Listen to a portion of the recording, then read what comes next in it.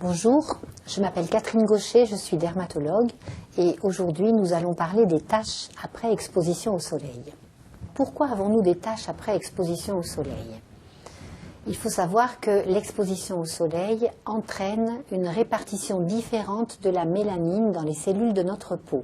Il faut bien comprendre comment fonctionne le phénomène du bronzage, qui est à la base de phénomènes d'apparition de taches. Ça, c'est une cellule normale d'une peau claire. Vous avez le rond qui fait la cellule, vous avez le noyau au milieu, et autour, dans ce qu'on appelle le cytoplasme de la cellule, des tout petits points, comme un ciel étoilé, qui sont les petits grains de mélanine. La mélanine, c'est ce qui donne la couleur noire. Cette mélanine, lorsqu'elle est disposée comme ça en petits points, donne une couleur claire à la peau. Donc, ce sont les peaux blanches ou les peaux claires. Lorsque le soleil envoie ces ultraviolets-là, la cellule doit protéger son noyau. Pour protéger son noyau, elle ramasse tous les petits grains de mélanine qui sont là et elle en fait un chapeau au-dessus du noyau tel que vous le voyez sur ce petit dessin-là. C'est ce chapeau qui va protéger le noyau cellulaire pour éviter qu'il devienne cancéreux ou qu'il ne vieillisse trop vite.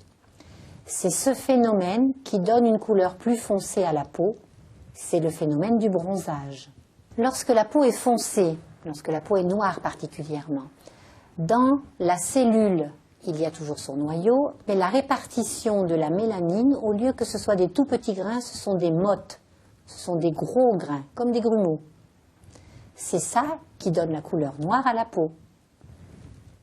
Mais par contre, lorsque le soleil agit sur cette peau, il se passe exactement le même phénomène que sur la peau claire, c'est-à-dire que tous les grains de mélanine et les petites mottes de mélanine se rassemblent en une sorte de chapeau au-dessus du noyau comme ça. La peau noire bronze tout comme la peau blanche. Ce phénomène de bronzage, il dure entre 15 jours et 3 semaines à peu près. Lorsque la peau est soumise aux rayons ultraviolets, au soleil, elle commence d'abord par bronzer. Lorsqu'elle a passé un certain nombre d'années, ces cellules, certaines de ces cellules, ne sont plus capables de faire ce travail que je viens de vous montrer. Et donc, à partir d'un certain âge ou sur certaines zones où la peau a déjà été très sollicitée par le soleil, il est impossible que le bronzage se fasse correctement et il apparaît des taches. Ces taches sont l'accumulation de mélanine à des zones et à des endroits où elle ne devrait pas se trouver. C'est une sorte de balbutiement, un peu comme un enfant qui apprendrait à peindre et qui fait des pâtés. Il faut donc bien comprendre qu'à partir d'un certain âge, lorsqu'on a commencé à avoir des taches sur une zone de notre corps, il est rare que ça s'arrête tout seul. Il faut absolument protéger cette zone pour éviter que le phénomène continue. À côté de cela, on peut faire aussi des taches par le soleil lorsque la peau a été abîmée. C'est le cas sur une brûlure, c'est le cas sur une cicatrice, sur quelquefois un furoncle.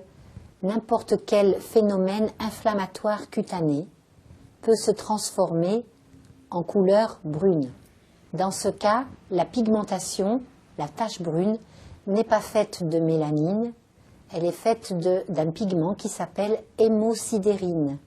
Ce pigment est beaucoup plus profond dans la peau que la mélanine des taches de soleil. Ce pigment qui est profond ne pourra donc pas être enlevé aussi facilement que le pigment des taches de soleil. Le pigment des taches de soleil ou l'antigo, qui est celui qui apparaît après un certain nombre d'expositions solaires et après un certain âge, typiquement celui qu'on a sur le dos des mains par exemple, celui-là en général répond très bien à ce qu'on appelle un laser pigmentaire, ou bien à l'azote liquide, ou bien à d'autres techniques comme des peelings ou des acides de fruits. Plusieurs techniques peuvent répondre et tous les pigments superficiels s'en vont assez facilement. Par contre, les pigments profonds, c'est plus difficile. C'est le cas des pigmentations post-inflammatoires dont je viens de vous parler. C'est aussi le cas des masques de grossesse, par exemple, qui peuvent apparaître après une prise de pilule comme après une grossesse.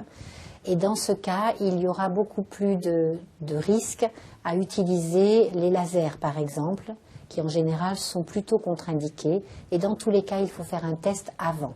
Pour ces pigmentations profondes, on utilisera plutôt des crèmes et des crèmes particulièrement dépigmentantes, mais dont il faudra bien maîtriser l'utilisation. Sinon, on peut avoir soit une inefficacité, soit une aggravation. Certains peelings sont réputés pour les pigmentations cutanées. Personnellement, je m'en méfie, c'est assez délicat et quelquefois on a un effet rebond qui peut être pire.